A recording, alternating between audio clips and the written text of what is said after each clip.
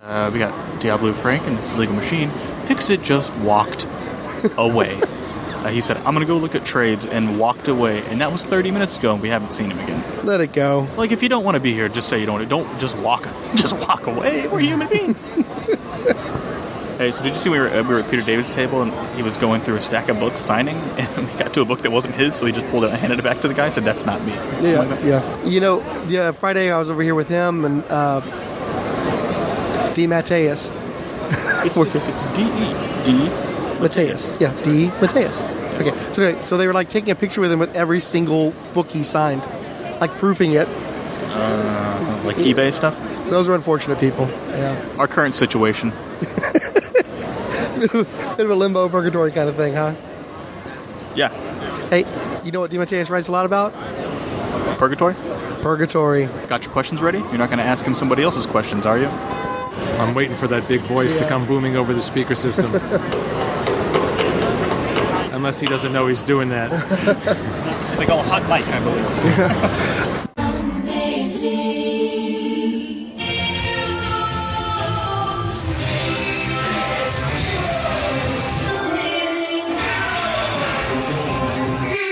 J.M. DeMatteis is a prolific comic book and screenwriter. He has had numerous lengthy runs on Spider-Man titles and authored some of the webhead's most popular stories, including Kraven's Last Hunt. He is responsible for fan-favorite episodes of Justice League Unlimited, Batman the Brave and the Bold, and animated features like Batman vs. Robin. He's one of the few comic book writers who can engage an audience with stories about magic, featuring characters like Dr. Fate, the Spectre, Phantom Stranger, Doctor Strange, and Justice League Dark. Themes of mysticism are also prevalent in his many creator-owned works, such as Seekers into the Mystery, The Last One, The Stardust Kid, and Moon Shadow. He's a pioneer of the grim and gritty movement of the 1980s, but always balanced with a sincere humanism too often missing from the work of his contemporaries like Frank Miller and Alan Moore. He is probably best known as the scripter of Justice League International, who in combination with plotter Keith Giffen produced one of the rare examples of comedic superhero stories that are legitimately laugh-out-loud funny, even 30 years after their jokes were first told. So we're here with J.M. DeMatteis, and I'm about to waste a bunch of his time asking a lot of really dirty questions, so hopefully I won't completely bore you to tears. First, I want to talk about your Marvel work. How did you come to work on The Defenders? The Defenders was one of the first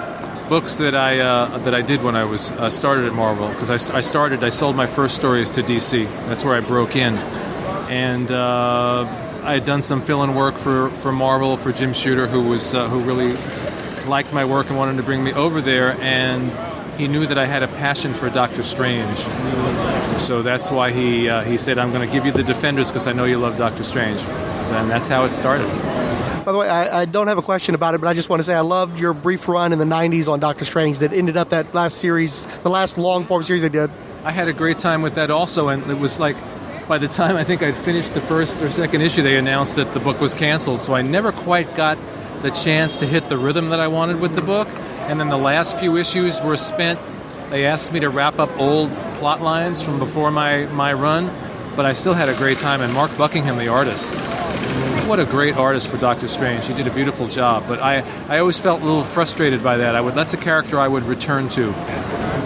Yeah, I really enjoyed it because Buckingham, I believe, came on at some point prior to around the time Warren Ellis was doing the book, so he got a little bit more time to find his groove, and I thought he was doing a great job, and you got stuck having to wrap up the Darkhold story arcs. Right, which I had, until they told me about it, I'd never even aware of it, so you go back and you reread the stories, and you try to come up with the best conclusion you can. Yeah, but I got to do that Baron Mordo story that I really wanted to do, and toyed with the origin a little bit, and it was fun. It was a lot of fun.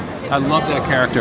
I did, back in the 80s, I did a Doctor Strange graphic novel with Dan Green called Into Shambhala, which I think is one of the best things I did for Marvel, but I have a real passion for that character. He's a very good medium for your writing. It just seems to work very well. Yeah, I like the mystical characters. They give you a chance to get philosophical and metaphysical, and those are the things that I really, really care about. Plus, Doctor Strange, as a character, has such a great backstory. He has one of the best backstories in comics. The whole arrogant surgeon who gets broken to bits and then, finds his hope through the spiritual master and then has his life remade. It's a fantastic story, which is why I think it's going to be a great movie. What you hear before the movie happens is often very different than what happens when the movie comes out. So I really hope that they do the origin, because that's not a character you want to jump into when he's already Doctor Strange, because the reason you relate to him is because you know who he was before, and what he went through. So I hope that they really do explore the origin, because it's one of the best in comics ever. When you came onto the book, the title was always known for being a little bit weird, elf with a gun, that sort of thing. But you really seem to push it more towards mysticism and sorcery, even Satanism. So that was a deliberate move on your part, or was it something that just was a natural manifestation of your interests? I don't know about Satanism, but because that's not anything that interests me. In fact, I really don't like stories that involve Satan and hell and all that stuff. I'm not a big fan of that. But the mystical side of life, the philosophical side of life, that whole Eastern world that Doctor Strange explores, that's very much a part of my life. It's very important to me. And so I love stories that allow me a chance to explore that. And plus, when you get into the mystical characters, I just spent like, I don't know, a year and a half, 2 years writing Justice League Dark for DC. And it's the same thing with those DC characters. The supernatural characters really allow you a window and a door into those worlds. And the stories take on a whole other level and a whole other element and a whole other dimension to them, because they become metaphors for all these spiritual issues in our own lives and explorations of who am I? Who am I really? What is our personal identity? What is our cosmic identity? What is reality? All those big questions, which really are the fundamental questions of life that sometimes we're afraid to ask ourselves. But for me, they're the fundamental questions. So these characters like Doctor Strange or Dr. Fate or the Justice League Dark characters are a great doorway into that for me. I love those kind of stories. The book became something of a home for supernatural characters during your run. You had Ghost Rider show up, Son of Satan, just Devil Slayer. That's what. For a second, now I know where you're talking about the Satan thing, because I thought you were still talking about Doctor Strange. Right. Okay, all right. Now I'm clear on what we're talking about. Well, see, I love Doctor Strange, but I didn't do the research on him, so I'm like, if you want to talk about Doctor Strange, go to town. To the Defenders, but the same answer applies, And although we did use the figure of Satan in the Defenders, so now I sound like I'm completely contradicting myself, but we used it to explore that whole idea in a very different way. One of my favorite stories from that Defenders run was where Damon Hellstrom, who is the son of Satan, is trapped in hell again, and his father reveals his other face to him, which is the face of God. That so-called good and so-called evil are part of a continuum, and that we also established that Satan in the Marvel Universe was not the biblical Satan. That the idea of that there even is a Satan is a projection of the collective unconscious of humankind. That we've created that level of evil. It's not, God didn't create that evil in the world. You know what I mean? It's there because people project it out there. So I don't buy into the traditional idea of there's like an evil guy with horns tempting us into the fires of hell. I believe that in the end we live in a very benevolent universe with a very benevolent God who's leading us higher and higher to something good. So that story, I'm glad we clarified that. That story allowed me to explore that concept and play with it and kind of turn it on its head. In fact, that issue with the Son of Satan, where his father reveals that he's also God, was one of my favorite issues of the Defenders. Wow, I'm glad we cleared that up. I was so confused. Yeah. And you also touched on it again. And one of the things I liked about the use of Satan in that story was he's such a cartoonish figure. You really can't take him seriously as depicted by Don Perlin, because it's such a classic, almost like a comedic version of the character. But you also, in the Patsy Walker story, where she's looking into her parentage, right, you really get into that. You kind of explained that was the intention, that I'm not really this evil guy. I'm here to kind of lead you to a place to realize yourself. Right. Jim Shooter, who was editor-in-chief at the time, said, could we just get a line in there about the fact that Satan is not the Satan? And rather than just throw in a line, I used it as an excuse to really do an exploration of that question. They'd had that whole merry-go-round ride together, where they basically had this long philosophical discussion while they were going around this satanic merry-go-round. Yeah, so that was a great opportunity. I love those characters. That was my first book as a comic book writer where I really got to invest it with myself. I was still finding my way as a writer. I can look back at some of those stories and go, oh my God, that phrase is terrible, or the language is clunky. But I really poured my heart and soul into that book, and I couldn't have done the things that I did later, the more personal projects, the creator-owned projects, had I not had a chance on Defenders to really explore and play and break some boundaries. Which is great, because that was always the tradition of that book. And Steve Gerber is really the guy that really established that. If you're going to write the Defenders, find where the boundaries are, find where the walls are, and start knocking them down, Immediately prior to your run, Ed Hennigan was writing the book, but David Anthony Kraft came back for that one issue to kill off Patsy Walker's mother, and that seemed like it was a sort of a fulcrum for a lot of the work you did with Patsy Walker on that series. David Anthony Kraft, though, was known for having her be sort of a bouncy, light character, where you took her down some darker roads and fleshed her out some. Was that a conscious choice, or was that just a natural inclination of your writing? Well, both. It was a natural inclination, but also because when I came in, we took the Defenders in this realm of a supernatural team, which it hadn't been before, so that opened the door on that. I realized, years later, working on Justice League Dark, that in a lot of ways Defenders was my rehearsal for doing Justice League Dark, because they're very similar in their premise, So I'm also obsessed with parent-child relationships and how everyone's always going through life working out their issues with their mother or their father. So for me, it was a very natural thing to get into Patsy's relationship with her mother. And then when she found out that her mother had sold her out to the six-fingered hand, it was, we're always wrestling with our parents in some form, And it was a great doorway in. Same thing with Damon Hellstrom. It's the ultimate daddy issue, I'm trying to be a good person and my father is the Lord of Hell. That's a rough one to have to deal with, But he was a great character also. I love the characters that have that duality of soul, that they have that incredible darkness in them, but they also are struggling toward the light, and they have to wrestle with that. Some characters are inherently good, and no matter what they may go through, they have that inherent goodness. And others like Damon Hellstrom, at any given point, he could go right off the edge and become that other thing. And so you get very invested in his redemption and hope that he can make it through and find the light. That actually connects with me personally because one of my favorite superheroes is Captain America, and I came in during your run. 3 years, yeah.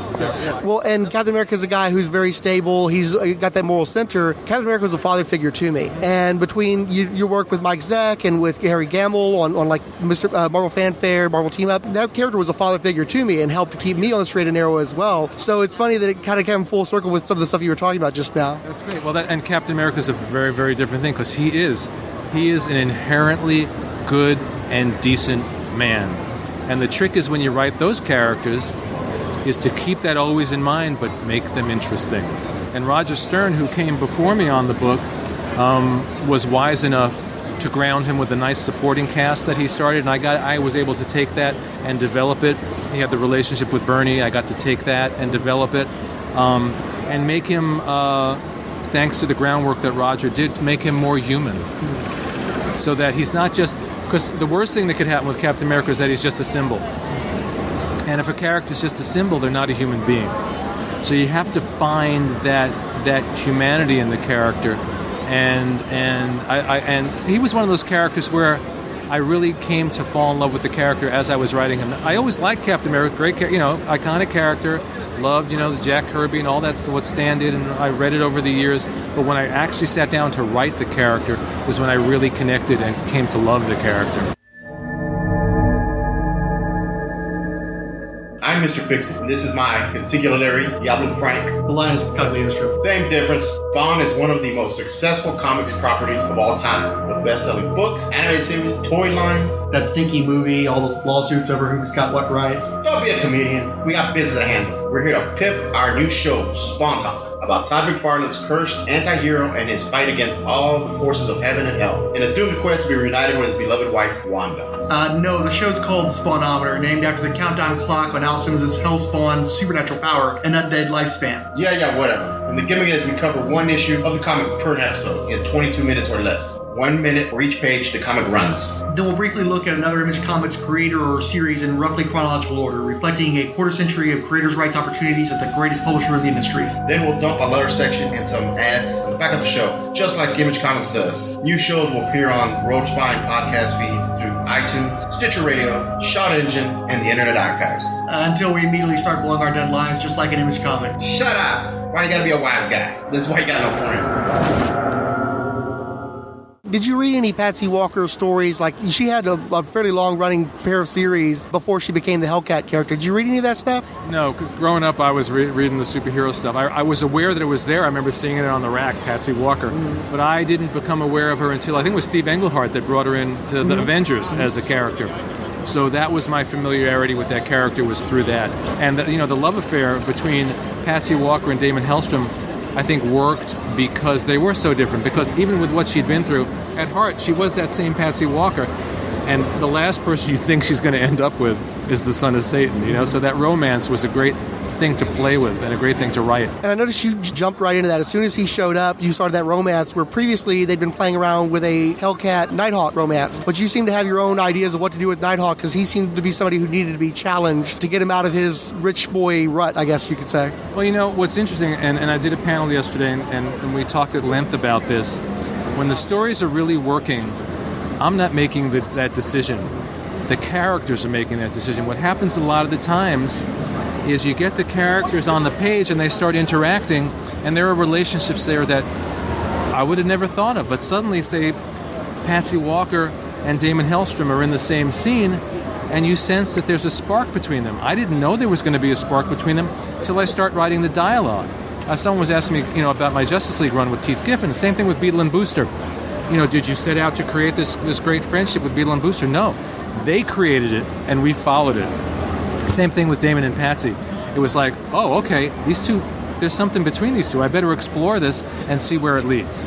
When you introduced the Gargoyle, was he intended to be an ongoing character, or is that another one of those situations where he gained a life of his own? Well, I think I didn't really know where it was going to go until I wrote that first story that he was in. And then once he hit the page, it was like, okay, he belonged. I could see that he would be a great addition to the group. And plus, and I didn't really think about it that much, but I don't think anyone had ever done a character that was like an 80-year-old man who was like a main superhero figure, So that made him very interesting, that this is this guy who had this long, interesting life. And in fact, I did a Gargoyle miniseries with Mark Badger that is still one of my favorite things that I ever did for Marvel, that really got to explore his life and his backstory.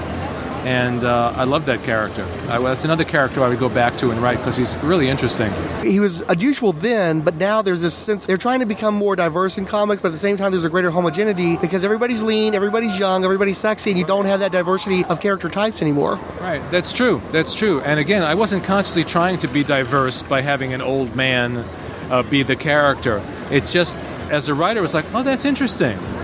And then the more you write him, the more interesting you realize that he is. And then next thing you know, he's part of the team, and he's a very valuable part of the team. You don't get, to my mind anyway, you don't get the recognition for your role in the increasing sophistication of comics beginning in the 80s. You did have a hand in Grim and Gritty as well. But you explored some really mature themes at early years. The Gargoyle character attempted suicide in one of your issues. You introduced Cloud, which is possibly one of the first transgendered characters in comic book history. Well, credit where credit's due. I think it was Peter Gillis, who came after me, that really explored the transgender thing with Cloud. So I have to give him the credit for that one. I'll take credit for the stuff I did, but not for the stuff I didn't do. But you also introduced, in the Captain America run, he had a homosexual friend that he had known from back in the war. So I just wanted to point that out while I had the opportunity, while I had the soapbox, that I really wish you got more recognition for helping to elevate comic books and their maturity and their willingness to approach those kind of themes. Well, thank you. We also did a story in Spider-Man in the early 90s called The Child Within, which I think was one of the first major Marvel stories to ever deal with child sexual abuse. But the same thing, it's like when those things happen, it's not because you set out to go, oh, I want to give Captain America a gay best friend. I just had the idea that, oh, it would really be cool, because now this was the 80s, so World War II was maybe 40 years before, as opposed to now where, like, if you're going to have someone from World War II, they're really old. He could still be a reasonably young man, Wouldn't it be interesting if Cap met somebody who knew him when he was a kid, and if he was the guy who was Cap's protector growing up? In fact, in the Captain America movie, the character of Bucky, what they did with him is really what Arnie Roth was to Cap. They built on Arnie Roth and turned him into Bucky. And I didn't set out to go, oh, I'm going to go give him a gay friend. It just, as I started writing it, it became apparent that that's what it was. So it becomes a surprise to me. So I wasn't on a soapbox going, I'm going to write a story about a gay guy and blah, blah, blah, blah, blah. And it also made sense for me for that character. Here's Captain America. He represents America. He represents all of us. His girlfriend is Jewish. His best friend is a black guy, the Falcon. Mm-hmm. And so why wouldn't he have a gay friend? And it becomes this all-inclusive thing that really represents all of us, Whether I was doing that consciously, I don't think so. I think it was just intuitive on my part. But it worked, and Arnie was a great character. And looking back, I'm glad that I was the guy who got to do that and put that character out there. Well, it's great too because, as you said, it's not ham-fisted. It's just a natural progression. Right. I wasn't waving any flags. You and Keith Giffen and Kevin McGuire did a Defenders miniseries a number of years ago. I thought it was fantastic. Do y'all have any interest in continuing that at the time? We talked about it, and I don't really remember exactly what happened and why we didn't do another one, because I know we talked about it, and then for whatever reason we never did. I don't know whether we got on to another project at DC or what happened. We had a really great time working on the Defenders. I mean, it was really fun, and we got to kind of apply our insane DC Justice League mindset to the Marvel Universe. I don't know how hardcore Marvel fans felt about it, because it was pretty funny. But it was also a very serious story underneath that, and that's a lot of what we like to do also. It's like, it's not so much that the story is funny, is that the characters have a sense of humor. Who decided to take the Defenders and turn them into the new Defenders? Someone asked me about that the other day. They were like, did they force you to do that, and that's why you left the book? No, it was the same thing that we're talking about. I had introduced some of the X-Men characters into the book because when I was a kid, I loved the original Lee Kirby X-Men, that group of characters. And so I thought, well, we have the Beast already. Let's bring in Iceman. Let's bring in the Angel. And once they came into the book, it kind of solidified and started feeling more like a regular team. So it was my idea to do the new Defenders. The joke was, once I did it, I realized, I've now turned this into exactly the kind of book that I don't like to write, which is a standard team book. Peter Gillis, to his credit, kept it pretty weird too, which was good because of the tradition of the book. But then I went, now that I've done this, I don't really want to write this book anymore, and that's why I left. So I basically wrote myself out of the job. Part of creating the new Defenders was writing out Damon and Patsy. Was the wedding just, again, a natural progression and evolution of what you'd already been doing, or was it a sense of, well, these guys got to get out of this book for now because they don't fit anymore? I think it was a little above, but the relationship was natural. The wedding was natural, and it ended up being a great exit for them, And I also loved, when I was a kid, reading the wedding of Reed and Sue. When these characters get married, it's always a big deal and a fun thing, and there's always something weird that happens in some big battle that happens in the middle of it. So it was also a chance to do one of those classic superhero wedding stories, But yeah, they didn't fit in that book anymore, and it was a perfect door out for them. But it was the natural progression of the relationship that led to that. Both characters kind of went into limbo in the 80s. I'm sure that some of it was just that the political climate wasn't there for them to stick around anymore, particularly in the case of Damon Hellstrom. But you actually made a point of revisiting Hellcat later in the 80s. Did you feel like maybe you needed to spend a little more time with it since nobody else was at that point in time? I think it was an Avengers Spotlight book, I think. Is that what it was? Mm-hmm. And so they asked me if I wanted to do something. And because I still had that attachment to that character, I thought it would be a fun thing to do. So it was really nice to revisit her, if only for whatever was an 11-page story. And also to play with that relationship with her ex-husband who we turned into that villain Mad Dog along the way, yeah. Yeah, I was going to congratulate you on that because I liked how it works as a superhero story, but it also works as a metaphor for those kind of relationships. And I liked how you addressed that as much hatred as there was between those two characters, there was obviously initially a love there or they never would have gotten married in the first place. Right, and that's, that happens to people all the time. They get married, they have an ugly divorce, they, quote, hate each other, but they'll always love each other. And that's what makes for great stories.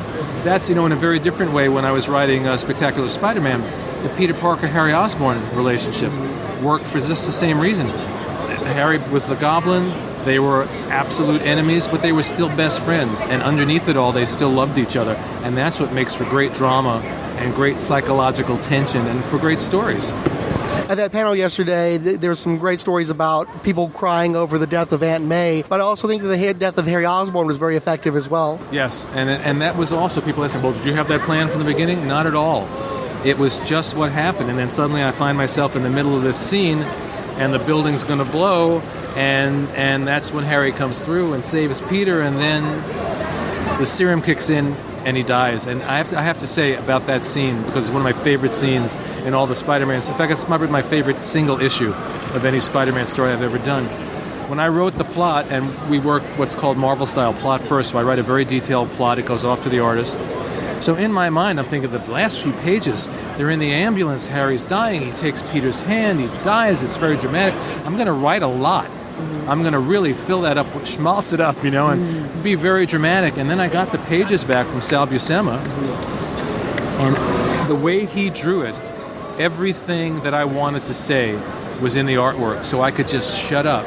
And we had, I think, 3 pages, at the end with not a word on it because it was all there. And that's another reason why I really love that story. And it speaks to what a really great collaboration between a writer and artist can do. He picked up everything in my plot that needed to be there, and he put it in the artwork, and I didn't have to say a word. Yeah, I don't think that Sawashima gets enough credit for that. He's such a great art actor where you can see the emotions on the characters' faces. And it was one of those collaborations, we may have been talking about this on the panel yesterday. You can have a great story and great art, but if there's not that chemical crackle between the writer and the artist, the story just won't work. And with Sal, from the first page, the first panel practically, something connected for us. And it was not because we knew each other or knew each other well or had talked, because we really hadn't talked before the first issue. It's just there was a connection between my story and his art and what he wanted to draw and what he responded to in my story, what I responded to in his art. And it was we had such a great time working on that book for 2 years. I have so much respect for Sal. And talk about someone who doesn't get the credit he deserves. One of the great superhero artists ever. Absolutely agree. Justice League International, Bwahaha Podcast, a new monthly show chronicling the adventures of the JLI era by Keith Giffen and J.M. DeMatteis. We'll be going issue by issue in release order, tackling the core Justice League title, Justice League Europe, and the quarterly book. Along the way, we'll take time out for special episodes covering various spin-offs, cartoon appearances, the infamous TV pilot, and much more.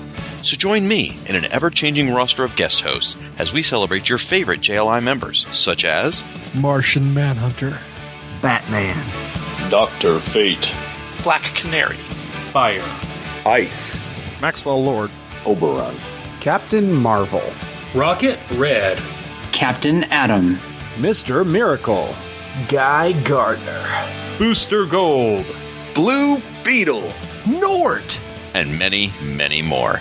Justice League International, Bwahaha Podcast, part of the Fire and Water Podcast Network. Want to make something of it? You took over JLA with issue 255. You scripted under the pseudonym Michael Ellis. Coming onto the book, did you already know it was getting canceled? Yeah, Jerry Conway had left the book, and Andy Helfer, who I have to say is one of the best editors to sit behind a desk at any comic book company, anywhere, at any time, asked me to come on and finish off whatever story Jerry was doing and then finish off the run.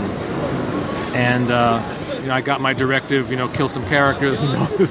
So those who think I set out to kill Vibe or whatever, no, it was basically a directive to knock off some, to really shake it up and really end that Justice League to clear the deck for whatever they were doing next. And when I was writing that, I didn't know I was going to be one of the guys doing it next. I had no clue.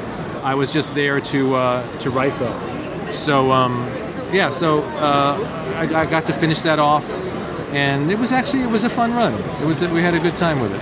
Did Helper ask you specifically take out this character? I can't swear to it because it's been a long time. My feeling is that I think you can knock off this one or knock off that one, leave that one alone, and whatever. But it's been so long. Maybe Andy would say, "No, I didn't say that. That was your idea." So I don't know, but I know that they wanted to kill some of them off. Vixen was put out to pasture with the other heroes, but she was pretty quickly snapped up by Suicide Squad. Did you ever want to use her in Justice League, or were you just happy that she found a home after she was gone? Yeah, I have to say, I only wrote that character for those few issues, so I never got to really get to know her or sink my teeth into her. And, even when you kill off these characters, 99% of the time they'll be back in some shape or form. And I'm sure they all have come back in some shape or form. Vibe's on a TV show now, for goodness sake. Right, exactly. And Steel, I'm sure Steel came back. I mean, he was like a robot, so they could always find some way to put him back together. They just found a cousin. What? They found a cousin. Is that what it was? They found a cousin? Okay, well, there. That's what worked. Did somebody give you marching orders on Zatanna leaving the Justice League as well? Zatanna, well, I'm trying to think. Zatanna was already... Oh, Justice League. Wait, Zatanna? Yeah, you had Justice League... sorry. I'm thinking about Justice League Dark, and I'm running through my Zatanna stories over there. We're talking about Justice League. In terms of when we relaunched... I think when we relaunched with the Giffen DeMatteis Justice League, I think we were given a list of characters that we could basically use. we couldn't have the big guns, and we couldn't have this one, and I don't know where Zatanna was at the time or what she was doing.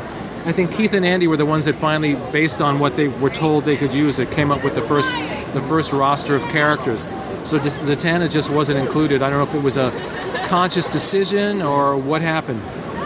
But I got to write Zatanna all those years later, finally, in Justice League Dark, and the same exact thing happened. Really had never really thought about her, and in fact I completely forgotten that I had written her already in that other Justice League story. And she was out of Justice League Dark for the first number of issues that I wrote, and she came into the book, and I was like, what a great character, I love her, I understand her. But until I wrote her in that storyline, I didn't really get it, so it was really fun to discover the character that way. But really, in terms of our Justice League run, they were told right off the bat, you can't have any of the big guns. They gave us Batman. And that was about it. There was no Superman, there was no Wonder Woman, there was no... We eventually got Wally West in there later, So, but that was to our benefit, because by getting these, and I'll put it in quotes, second-string characters that people didn't really care about, we got to make them our own. And we got to play with them in a way they'd never let us play with Superman. And, we could do anything we wanted with Blue Beetle and Booster Gold and Fire and Ice and these other characters. And so we got to make them their own. And as a result of that, all these years later, those characters are still hugely popular and have a life of their own. And we're happy that we have Beetle and Booster and Fire and Ice back in Justice League 3001 that we're doing now. You had some fairly decent-sized big guns when you started Justice League. Then there was a negative reaction to the funny book, and it seemed like they wanted to take some of those characters from you. In particular, Captain Marvel, I believe Roy Thomas wanted to get out of that book so he could do his own version. I never knew why we couldn't use Captain Marvel. I didn't know whether... I always thought it was some legal thing because they were still licensing the character, and I thought that they could only have it for X number of months before they had to go back. If it was somebody else wanted it for something, I never found that out. The great thing about Andy as an editor was I think he was fighting battles behind the scenes over that book constantly. He never came to us and dumped that on us and said, this guy said that, or they don't want you to use that character. He left us alone to create and do our thing, and he protected us, which is what the best editors will do. When Batman left the book, Manhunter's role seemed to be elevated, and he seemed to become the straight man. Yeah. Was that just natural evolution? Absolutely natural. Batman was a straight man as well, but he was so straight that I knew that Batman was having a good time. Underneath all his growly stuff, I knew that he got a kick out of these guys because he needed that lightness in his life. But we could never really push it too far. Once in a while, he would say something, and Beetle would go, wait, did he just make a joke? Did Batman make a joke, With John, it was more on the surface. He was exasperated, but he was delighted, and we knew that both things were true. And he would lose his mind, and I've got to go to my room and meditate and eat a cookie for a while, But he was such a great character, and he was the perfect straight man for that team. In the first Justice League annual, it seemed like that was a much more overt setup for the Martian Manhunter miniseries. Was that something that you were already planning because you created the sentient virus, and at the end it was contained within John Jones? Did you know that you were going to come back to that story at the time? It might have. I don't think that I knew that I was going to come back to it, but I think it might have been what inspired me and gave me the idea that this is a great door in to explore the character. Keith put that in the plot, and I don't think when I was scripting that issue, I was thinking, I'll use this as a way to launch this miniseries. But as it went along, it became a perfect vehicle to have him in this state. What a sacrifice he made to take that thing inside him, and then how do you live with this virus? And that's a great door into the character's psyches, and I'm always looking for new doors into the characters' heads, and that was a perfect one. But I don't think when we were doing that story, I thought, I'll use this for the miniseries. But when it was over, it was like, that's a great way to explore this character. Well, one of the things I like about the character is that despite being extraordinarily powerful, he's also so extraordinarily vulnerable. So you have that duality you talked about, these great extremes. Right. And he's not someone, a lot of these powerful characters are like, I am the powerful character. And that's not his personality at all. He's really at core a very gentle guy, very soft and very sweet. Even though he puts on this exterior because you have to keep Beetle and Booster in line, So, and that's what I like about him. He may be the single most powerful character, of all the DC superheroes. When you think about everything he can do almost anything, you know? He doesn't need the Justice League. He can do it all himself, you know? But he has a sweetness to him as well, which is one of the things I connected with in the character. During the Millennium crossover, was anybody trying to draw Martian Manhunter into that whole Manhunter cult action, or are you all able to steer clear of that and just give him Rocket Red instead? I'll give you the completely honest answer. I don't remember anything about it. Millennium, the only thing I remember was the Millennium, the one where we introduced Nort. I want to say yes. I'm not 100% on that, though, but that's when you had the Green Lanterns around. It would make sense for that to have happened. We ended up on some backwater planet, and Nort came up out of the sewer. Yeah. Oh, no, it was the Manga Khan story arc, wasn't it? No, I don't think so. Wasn't he? No, maybe I'm thinking of somebody else, but he was in that vicinity. Okay. Yeah. Do you know whatever happened to Blue Beetle Volume 3? Because my understanding was that they were going to end the Lin Wein series that was on the newsstand and then started a direct market version with the same creative team. And reading in Amazing Heroes, there was talk of actually taking Blue Beetle out of the Justice League for a period of time. Did you ever catch wind of that? Never heard a word about it. That might have been Andy Helfer fighting another battle for us and saying there's no way you're taking this character out of this book. Yeah. In JLI number 22, you wrote a line, it was during the Invasion story arc, and Wonder Woman was guest starring, they were destroying kind of spaceships. Wonder Woman expressed her dismay at all the death and destruction that was happening. And John Jones says, why must we always take such pleasure in the combat, in the fighting? That was almost immediately prior to the miniseries. Were you trying to contrast the warrior incarnation of Martian Manhunter versus the character that was going to come out at the end of that miniseries? The more genteel, the more introspective character. Again, that wasn't a conscious thing, but that comment is true to that character. And it's also really true to superhero stories in general. You know, I mean, that one little comment is a big comment on the whole genre because it's true. We take great pleasure in the battles and the fights and the explosions and the deaths, you know. And now that these things have been transferred to the movie screen, they're even more intense and more violent and crazier. And I find, for me personally, when I see it on a movie screen, as much as I've loved so many of these movies, it's hard to take some of the unrelenting violence and explosions. And you watch these movies, and I'm always thinking about the collateral damage and how many civilians are dead here. And in comics, you get away with it a little bit more. It doesn't feel quite that in your face and that real, but that comment I think is a perfect comment from John, perfectly reflective of his character, but not something that I was doing consciously to contrast with what was to come. Have you seen Avengers 2 yet? I haven't. I will see it, but I don't necessarily run the first weekend and fight the crowds, you know. I wait a little while and then I will go see it. Yeah. One of the things I found very enjoyable about that movie was that they take the time to show the heroes saving lives to a much greater extent than pretty much any other superhero movie I can think of. Them doing everything they can to actually protect humans and be heroes. So just a little recommendation. Well, I'm glad that they did that. It's important because, you know, you watch these things and there goes like 5 buildings go down. You know, they're all dead.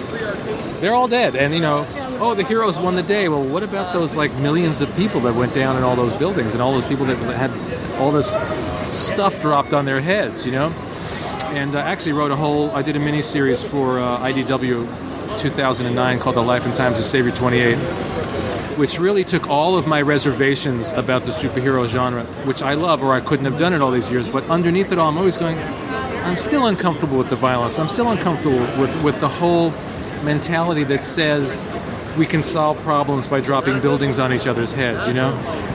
And that series allowed me to really wrestle with those questions in a public forum. And I'm one of the best things I've ever done, I think, and I'm very proud of that series. Well, it's another one that kind of flew under the radar. A lot of people don't know it exists.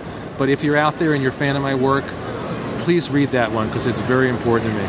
Well, especially if you're a Captain America fan, since it took a lot of the stuff that you were going to do with the book and didn't get to, and I guess it benefited from percolating for a couple more decades. Right. Although I sometimes think, God, if I had gotten away with doing that story, because for those that don't know, I had pitched that after Captain America 300, is that was where Captain America was going to go into this huge storyline where he disavowed violence, and it really became an exploration of these questions. And then the powers that be said, sorry, we're not going to let you do that.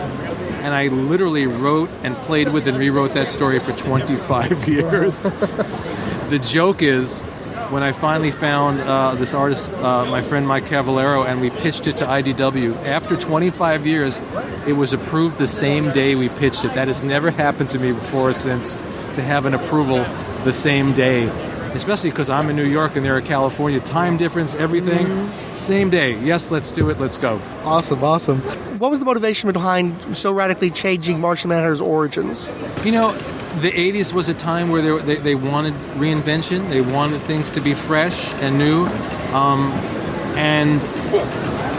But again, you don't change something just to change it. You change it because it's an outgrowth of the character. And I just thought, well, let's think about this character. Let's think about it. For one thing I played with was the fact that, well, he couldn't have possibly have come from Mars now and come from a civilization because we know too much about Mars now. So the idea that he was pulled through time as well as space, the idea that he had assumed, as we talked about, this body to help him get around. If he's going to be a superhero and he's going to be known as a Martian, well, let me look like something familiar from a 50s movie, which is what he looked like. He was a 1950s character. So all these things and all these changes, the idea that Dr. Ertl was the one that programmed him and put these memories in there to help him survive. For me, it's always about what's going to be interesting for the character. What's going to explain these little pockets in the character's history that maybe seem a little off, and how will that make it a richer and more psychologically interesting character. So that was my approach with him, and he's such a rich character, and I know that John Ostrander went on and did lots of really fascinating things with him. Were Ray Bradbury's The Martian Chronicles or Richard Matheson's I Am Legend influential into that writing of that series?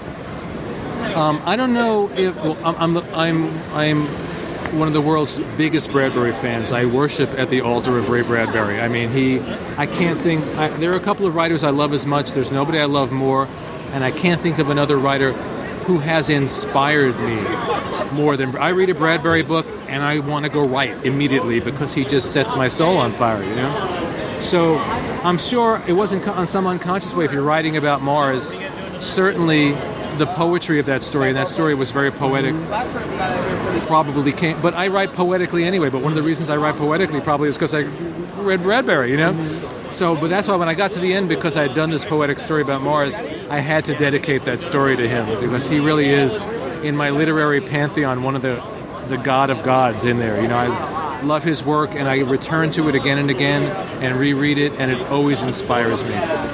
Was I Am Legend in any way an influence, though? Because it seemed like you got the singular, a sole survivor, a plague-ridden planet. He introduced his wife and daughter in that story, so not at all? Not at all. At that point, I hadn't read... I've never read I Am Legend. Great story. I like Matheson, and I'm a big Twilight Zone fan, so I love Matheson for that reason. I've read some of his novels and things, but I'd never read I Am Legend.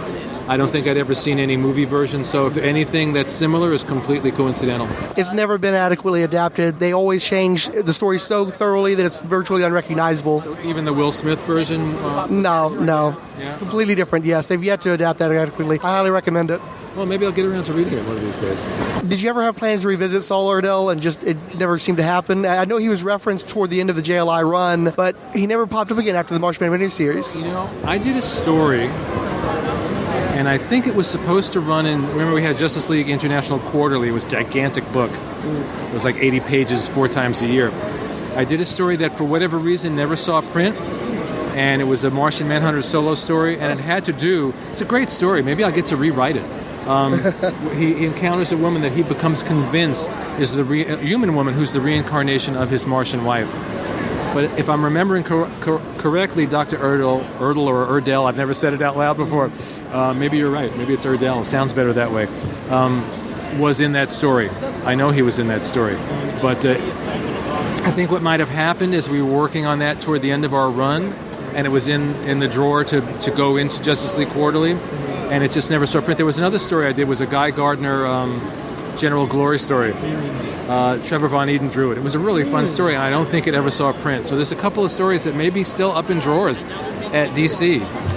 It seemed like Justice League Quarterly tried to radically reinvent itself when you guys left the book. And maybe that's why those stories never saw print, because I remember them both. And that Martian Manhunter, because I love that character so much, and it was a really fascinating story to have him obsessed with this woman who didn't know him, and he was convinced that she was the reincarnation of his wife. I'm happy to have talked to you just so that I could find out that nugget. I've never heard that anywhere else. Did you enjoy Mark Verheiden's Secret Origin story? Because it seemed like a lot of people's favorite Martian Manhunter stories is The Man I Never Was from one of the Justice League annuals. And you seem to pick up from where they left off with the Secret Origins and play out how changed the Martian Manhunter character was. I was just curious how you responded to that Secret Origin story, though. The Mark Verheiden story? Yeah. I never read it. Really? Because the Man I Never Was picks up from the cop character who's introduced there, and Manhunter's trying to investigate his death. Oh, that's it. See, here's the thing. When Keith and I work together, Keith creates the plot. I then write all this stuff on top of that. So I had no clue. To this day, you've just enlightened me. I had no clue. I could 99% positive I had no clue that story was based on anything that came before. Well, I mean, part of the point of the story is it's not about a murder mystery. It's about Martian Manhunter having kind of progressed past being a superhero at this point. Right, and I probably thought it was referencing something from some old story from 15, 20 years before, And I remember really liking that story because that's the fun of my collaboration with Keith. He lays down this really amazing, solid plot, and then he gives me the room to sometimes write a whole other story on top of that. So I really got to play with the character and his psychology in there, and I had no idea it was referencing another story, so thank you for enlightening me. Was there any initiative to try to bring in classic Justice League villains? Because you guys touched on Starro, Professor Ivo, Queen Bee, Despero, and I know that there was a tendency to discard a lot of the Silver Age characters at that point in time. Did you guys make a point to try to bring them in and reevaluate them and come up with a new way of approaching them during your run? I don't know if it was I keep giving the same answer. I don't know if it was a conscious decision any more than Keith going, hey, let's bring back Despero. And people seem to love that Despero story. And the joke of that story is because it was, for us, as grim as Justice League story as we've ever done. When I was writing that, when I was sort of like, half of my brain was writing it seriously, and half of my brain was satirizing the grim and gritty characters, stories of the day, including my own Craven's Last Hunt. Because if you read Despero's captions, it's very much, I am Despero, I am death, I am fire. It's just like, I am Craven, I am... So I was kind of goofing on myself a little bit, but people loved that story. And we also had, if I recall, that was an Adam Hughes story, right? Right. Adam Hughes did a beautiful job with that story. We were very lucky. We had some great artists on that book. And Adam was one of the best. Yeah, I caught that satire, but Hughes was so good at realizing it that it would be easy for somebody to miss that element of it. Yeah. And then again, we got that nice Martian Manhunter moment at the end where he used that whatever name we gave to it. The Mayavana. Thank you. To allow Despero to think he'd won. And again, this great sacrifice because it was only something he could do once in his lifetime. So again, just like the thing with the virus, the more we talk about him, what a great character. I have to write him again.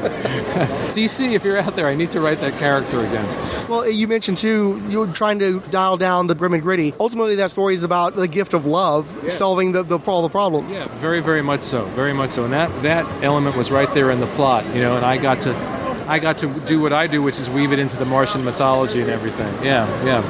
Now, at the same time, though, that story took away Gypsy's happy ending where she goes back with her parents and goes back to school, and then by the end of that story, she's in a whole different place. Right. But it seemed like you got some more mileage out of Gypsy. How did you feel about that character once you revisited her, since you had her pop up quite a bit after that? Yeah, now, a lot of those choices were Keith's choices, because I'd get the plot and go, look, I guess Gypsy's here, And then it was always my job to go, okay, let's find a way into her head, let's see how we can deepen her and expand her, and that story allowed us to do that. Did you ever have to talk Keith out of killing anybody? No, I never tried to talk Keith out. I don't think I've ever had to say, Keith, don't do that. Well, maybe once in a while we're on the phone and we're discussing ideas, and I go, I don't know if that's going to work or not. But here's the amazing thing about Keith, and I said this on the panel the other day. He is one of the single most creative humans I've ever known in any medium, not just in comics, anywhere, anyhow. And you talk about talking to him about changing things. So the story that to me defines Keith is years ago we were in the hall at DC and we were going to do a story for Secret Origins, the Secret Origin of Nort, who I love beyond reason. And he tells me the story. Well, it's going to be like this and this and this and this and this and this and da-da-da-da-da. What do you think? I said, Keith, I don't really like that story. I don't think it works. And he took a breath for about 5 seconds, and he went, well, how about this? It's this and that. And a whole new story came out of his head, He is so creative. It's just, I always joke, there's like when my kids were little, they had these bubble bears. And you pressed the plastic bear's belly, and the head popped up, and out came all these bubbles. And that's Keith. You squeeze his belly, and out come a bunch of ideas. You don't like those ideas? Squeeze his belly again in 5 minutes, and some more ideas will come out, you know? He's brilliant. And we've been working together for more than 25 years now, and I enjoy it as much more now than I did then. JLA Annual number 5, the Armageddon 2001 Annual. Was that your ideal ending for JLI, where you got to look at where those characters would be in, I think it was 15 years at that point in time, and see where they ended up? Or was it just... At the time, it was just another story and just another issue. So I wasn't thinking like, this is a great grand finale story for them, because we were still pretty much in the middle of our run at that time, I think. Well, you were juggling War of the Gods, Armageddon 2001, Breakdowns. I can't remember all the crossovers you were having to deal with at that point in time. Yeah. Breakdowns was one. That was one. That was the last big thing we did. And if there was any one story that maybe I think Keith and I would both go, we're sorry that we did that one, because it was just one of those giant crossovers that went on too long. You know. Luckily, we got to take a breath after that and do a real final issue, and Kevin came back for that, and it was great. Well, it happened to be 62. Were you all just trying to reach that magical 5-year point? I honestly don't remember. We had decided at some point, and maybe it was in the middle of Breakdowns, where we both said, I think we're done. You know, we've done a lot of really great work on this book, and we've gone as far as we could go. And little did we know that 10 years later we'd be back to revisit those characters and revisit them again, and now here we are again in Justice League 3001 with Beetle and Booster and Fire and Ice, and revisiting them again. When we were done with that book, we really thought we were done. I never thought I'd necessarily even work with Keith again. Not because there was any negative anything, but I was by that point, I think, under contract to Marvel again, and he was doing other things. And then we came back together to do I Can't Believe It's Not the Justice League. Formerly known as the Justice League, with Kevin. And it was the first time that the three of us kind of went, oh my God, what we do together is good. We weren't thinking about it then because we were on a treadmill. We had so much material we were cranking out. It was like, here's the plot, write the script, turn it in, on to the next plot. So when we got back together after whatever it was, 9 or 10 years, that was when we went, this is great. We have something unique here that we don't have when we collaborate with anybody else. We have to keep doing this, you know? But we were so stupid, we didn't know that we had it in the first place, you know? One of my favorite images of the Martian Manhunter is that 3-panel shot by Kevin Maguire from number 60, where he's just flying off into the horizon, says just goodbye. Was your intention for him to just go away for a while? Let him work out? Because, for about a year and a half, 2 years into the series, you kept having him say, I'm not your big green Martian martinet. I need some time to process all this information. And that's when he finally took it. And then immediately, a year later, he's back as Bloodwind. Right. Well, I think at that point, it was a natural outgrowth for the character. It made sense. Now, I don't know also if whoever was taking over after that requested that he not be on the team. I don't know. I don't remember what the behind-the-scenes machinations were, but it was a proper ending for him at that point in time. Yeah. One of the major through lines of your run on JLI was the redemption of Max Lord. And then, of course, a number of years later, he was turned into an outright villain, murderous, all that kind of good stuff. Are you just crestfallen when something like that happens, when you spend 5 years of your life developing the Max Lord character, showing him go from being a creep to a good person, and then they just turn around and undo it all? I have two answers to that, and they're contradictory. One is absolutely, because you're invested in that character, and the character means something to you, and then you see something like that happen, and you go, oh, God, what did they do? Why did they do that, And then you take a deep breath and you realize it's comics. I've done the same thing. Somebody else has done something with a character and I come along and I reinvent it and I change it. So after the first couple of days of going, oh my, I can't, and then you take a deep breath and you let it go and you realize our stories are all still out there. That Maxwell Lord is still out there. And one of the great things about what we're doing with Justice League 3000 and 3001 is we're in the universe that you last saw at the end of I Can't Believe It's Not the Justice League. Anything that happened between then did not happen in the universe we're in. When we talk about Max Lord in that book, it's the Max Lord that we all knew and loved, and he was a good guy, and he never shot Blue Beetle, and they all lived happily ever after. You know what I mean? So In the end, it all worked out, didn't it? It's a great book to go back and read because you've got Max still there, Sue and Ralph Dibny are still together. It's one of those books I like to read as a palate cleanser when I'm tired of all the darkness, just to revisit those characters again. And people always point out that there's some throwaway line I had in one issue where they said, we better get back there or Max is going to shoot me in the head or something like that, little knowing that that's exactly what would happen years later. John Ostrander named John Jones's wife and daughter Maria and Kim. Do you like the names? What were the names that he used? I don't know. Maria and Kim with a bunch of apostrophes and variant spellings. It's fine with me. I have a lot of respect for John Ostrander. If it was good enough for him, it's good enough for me. Did you ever get to read his tribute issue with Doug Monkey and Martian Manhunter when they revisited the JLI? No, I never did. I'd recommend it. It's Martian Manhunter on a Choco Oreo rampage, and they do their best to channel the spirit of your run. Oh, you know what? That sounds familiar, so I think I might have. Yeah. It's always nice when people go back and they connect with what we did. And some guys can pull it off and some guys can't, but from what I recall, that story, excuse me, very much did. All I wanted was to send a signal to Mars. How could I have known it would teleport you here? Whoever you are, forgive me. An alien, an innocent one, stranded on this planet. It was a golden age. Our Martian civilization was at the height of its peace and prosperity. White Martians came from beneath the planet's surface, bringing fire from the planet's guts, and they burned us all. Every trace of our once great civilization was obliterated. I lost my family. My wife and my daughters. I was the only survivor, the last of my kind. I sought refuge on your planet. On Earth, I was hunted for 50 years. The humans are terrified of what they don't know. And sadly, I happen to fall into that category. Detective John Jones is what you might call my human alter ego. I'm not the only thing from outer space that's come, but right now, I'm the only thing that can stop alien invasion. I dealt with these phantoms when I was a bounty hunter. I know how powerful they can be. I can't fight these fugitives alone. My name is John Jones. Also known as the Martian Manhunter. Leader of the Justice League. Telepathy is one of my many abilities. I am a shapeshifter. Martian manpower? Flight. I change my state or phase or call upon new powers. I'm Mars' sole survivor. There's a reason for that. I will defend Earth. Title Head of Diablo, a podcast for John Jones, the Manhunter from Mars, his world, and the vile menagerie of villains he must confront. Available through iTunes, Shout Engine, and the Internet Archive. Okay, you wrote some of the best episodes of Justice League and Batman the Brave and the Bold, and some of them have featured Despero and the Martian Manhunter. Did you have any challenges in adapting them to the new medium? No, not really. You go in with a very different headset. Writing animation, writing television is not the same as writing comics.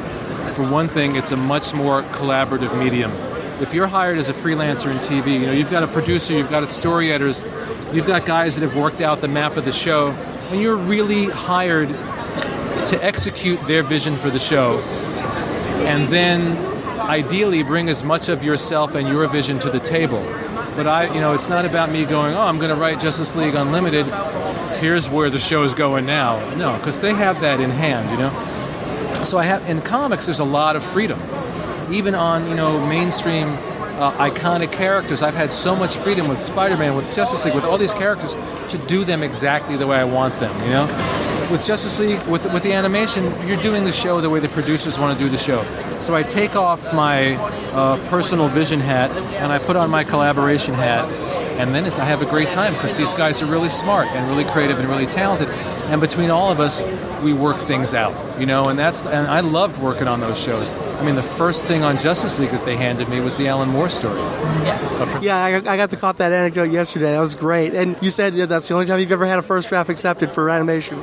I think that was one of the few times, but that one I thought, okay, I'd written for TV before. I just turned in the first draft. Where are the notes? And a week and a half went by, and I thought, oh my God, I must have totally screwed this up. They're going to fire me, have someone else rewrite it. And then I called up my buddy Stan Berkowitz, who worked on the show, and he said, no, you got it right. Don't worry about it. That's why there's no second draft. We don't need a second draft. And then I did the next episode after thinking, I'll just do a first draft. And they were like, here's all the notes. Now let's do the second draft, So, but I loved working on that show. Brave and the Bold, maybe my favorite out of all of them. Because, every week it was different characters. not just every week, but within the same show, because you had the teaser, which was like a mini episode, and then you had the main story. And the other thing I loved about that show was because it skewed younger, but it skewed younger in a way that I've had so many guys come up to me and say, I watched that show with my 6-year-old son, and some 40-year-old will say, and we both enjoyed it. And there's not a lot of things where you get a father and his 6-year-old son both loving the show and both enjoying it. I really had a great time, and it was a wide variety of stories for that show. And despite the fact that it was very kid-friendly, it seemed they kept throwing me these really dark stories, like the Doom Patrol story where they all die in the end, or the Red Tornado story where he has a son, which is one of my favorites that I did for them, who basically it ends with a mercy killing, It's like he has to turn his son off and kill him because he can't fix him and he's out of control. It was a really sad story, But I've had a lot of fun working in animation. I just had a Batman animated movie, Batman vs. Robin, that just came out last month on DVD. And so the animation work that I've done over the past 10 to 12 years has been a real highlight of my career. I've really enjoyed it. This year marks the 60th anniversary of The Martian Manhunter. You've given us just a billion praise for that character, a wealth of information and anecdotes. Is there anything else you would like to say about the Manhunter before we close? No, the only thing is that having this conversation has made me realize again how much I love that character and how much I would love to do another Martian Manhunter story. So I'm like, now you've put Martian Manhunter like forefront in my brain. But I also, again, got to write him in the animation. So that was another opportunity to revisit that character. In fact, we did a couple of episodes of Brave and the Bold where it was the JLI. And we got to play with that same dynamic, which was really a lot of fun. But yeah, I love the character, and anyone from DC's out there listening, I want to write another Martian Manhunter story. The last issue you did of Justice League, you said your two favorite characters to write in that book were Blue Beetle and Martian Manhunter. Does it still hold true today? Probably. The Beetle Booster team and their dynamic, but if I had to pick one, it would be Beetle, because he feels closer to me and who I am, and Martian Manhunter, absolutely. I love all the other characters. They're great, but those are my favorites. Yeah. Excellent. Thank you very much for your time. Wonderful to talk with you. Thank you very much. Thanks to everyone who supported the first edition of Amazing Heroes interviews. Adam Blackmoon, Ange, Count Druncula, Eternal Rage, Firestorm Fan, Jackie Earl Haley, Keith G. Baker, and Luke Dobb. I apologize for the nearly 2-year-long gap between editions, but the truth to tell, most of these interviews were conducted to supply material to the Martian Manhunter 60th Anniversary specials, which were episodes 15 and 20 of the Idlehead of Diablo podcast. I turned around the Peter David edition fairly quickly because it was easy to extricate the Martian Manhunter material from everything else we discussed, since he hadn't had a ton of experience writing that character. Meanwhile, with J.M. DeMatteis, a good chunk of our interview related to J'onn J'onzz, and the character kept coming up over and over again. So pulling that material out and putting it into roughly 4.5 hours worth of podcasts specific to that character, very effort intensive, very time consuming, and also I didn't want to have the specials diminish the interview that you're listening to here and vice versa. Because there would be so much overlap, I wanted there to be a nice gap, and pull that off. Also, some of the material from the DeMatteis interviews paired up in the Marvel Superheroes podcast 50th episode devoted to Captain America. So all the more reason to give it a little bit of time before representing a lot of this same material. Further, I kept hoping that we would get further along with the Marvel Superheroes podcast to cover more Patsy Walker material, which hasn't really happened. Still no episode covering the original Defenders, much less the new Defenders. All apologies to Kyle Bidding on that front. We did finally get to do that Son of Satan episode, though, and episodes on Doctor Strange, which, come to think of it, DeMatteis may have been in one of those as well. I don't recall if I edited him into those or not. So as you can see, this episode was tied into a whole bunch of other projects that I prioritized over the more raw interview material. And I hasten to note that a lot of the material related to the Martian Manhunter was taken out of this edition because I thought it was just too much into the weeds. I figured that this presentation needed to be more general audience friendly. We also previously addressed the mail that we got on the Peter David interview in the Marvel Superheroes podcasts, but I figured I would revisit them here. Dr. Ange offered great stuff. David's catalog is lengthy, so no surprise that you didn't get to talk about everything. I am sure that many people are lamenting the lack of X-Force talk. He wrote X Factor, but okay. I would want to talk about Supergirl, but that's my niche. But the stuff here was just great. In particular, I love reading the stuff about Jean DeWolf. So fascinating to hear him say that he went back to reread all of his fan letters as a way to combat the harsh response to her death. I didn't read his Hulk stuff, although I have heard about it enough to have a sense about it. I do like that Doc Samson was elevated to something more than background green-haired guy. And that Skullhead Meteor story is a hoot. Cisco just said, great interview. Martin Gray wrote, that was a blast. I've never heard Peter David speak. He sounds great company. The man is such a talented writer. I'm only sad he didn't have time to get to his Supergirl work. Still plenty of meat, and I really appreciate the annotations. The Atlantis Chronicles Meteor story was a hoot. And I'll point out that Dr. Ange had hoped for some Supergirl material too, but it was my first ever interview with a professional recorded under a tight convention-mandated deadline. But I still feel like a putz for not going deeper into the pad catalog, or at least asking what David thought of the Supergirl pilot/trailer. Obviously, my focus was on Peter David's early career, but given the chance, I'd love to spend more time with this fellow. I actually got to see him live during a panel discussion in San Diego back in the year 2000, and he was excellent in that. He's always great fun to listen to, and because I've enjoyed so much Peter David material, I could easily do several more hours worth of interview with him. I just need to dive in and do the research. I'm sure Mr. Fixit would have loved some more Incredible Hulk discussion as well. Unfortunately, David has not been back into town since 2015, so until that happens, this is what I've got. I also think I did better with this second interview, which I had advertised previously was with another of the greatest writers in the history of comics. Twitch Ryan Daly commented, "Oh, please be Chuck Austin. Oh, please be Chuck Austin. Please be Chuck Austin. Please be Chuck Austin. Please be Chuck Austin. Please be Chuck Austin. Please be Chuck Austin. Please be Chuck Austin. Please be Chuck Austin. Please be Chuck Austin." I've never met Chuck Austin. Sorry, dude. Finally, the Irredeemable Shag noted, great interview. Really enjoyed hearing about Atlantis Chronicles. By the way, Shag has a great interview with Mr. DeMatteis that he did for his JLI podcast, so do go and check that out. Also, while I've got your ear, please consider donating some money to Peter David. He's got, last I heard, an $80,000 tax bill that turned up because he made a pretty good amount of money while he was working on the short-lived, I believe it was a Nickelodeon show called Space Cases with Bill Mumy. He went through a divorce in the meantime. The ex took half the money that he had saved for his taxes, thus the $80,000 bill. So if you can help the fella out, he's one of the greats, so please consider giving him your support. Director Fury, the internet is besieged with lame, lifeless podcasts. What we need is a hard-charging, foul-mouthed band of brothers with chemistry, big brains on comics, and personality. Personality goes a long way. What we need is the Marvel Superheroes Podcast. I'm the legal machine. Diabolu Frank. And I am Mr. Fixit. The Marvel Superheroes have arrived! Nick, internet radio is saved! Get this podcast off iTunes. The Marvel Superheroes Podcast can also be found on Shout Engine, Stitcher, the Internet Archive, and on Rolled Spine Podcasts blogs. Yeah, Baron Zemo is one of my favorite villains. I know that you didn't create the character because the Phoenix was brought up before then, but you definitely made him Baron Zemo. That's one of the fun things. I'm sorry. No, don't be sorry. I didn't know. That's fine. No. Make sure I sign the books. Yeah, let me get that.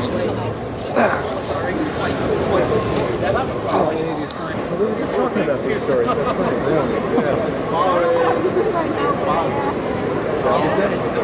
Oh yeah, I love Varman too. He was actually in one of those Cap stories you did with Gary Gamble. So yeah. I know he knows his stuff. Yeah. Literally, he knows his stuff because. Yeah, one of my internet friends, the Irredeemable Shag, you turned him into a Dr. Fate through that fan through that run. He's one of his favorite runs in comics. Great, that's good. I hope to collect that someday. So, was I in the middle of what? Let's just scrap. We'll just scrap that. Yeah. Move on to the next thing.